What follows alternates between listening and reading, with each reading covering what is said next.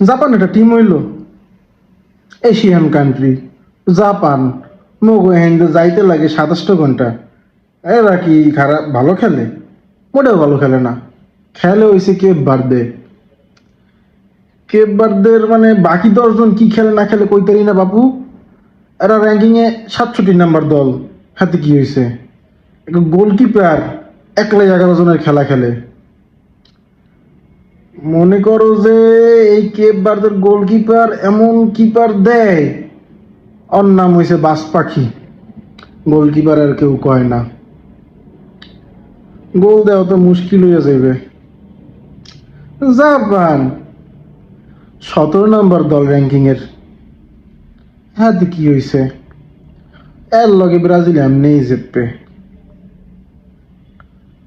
Cape বার্দের লগে খেলা করলে ব্রাজিল বুঝতো কি হইবে।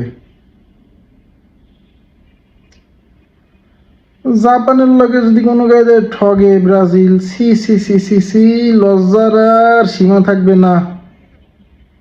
সি, জাপানের মতো টিমের লাগে ঠকবে ব্রাজিল, এটা কি ভাবা যায়?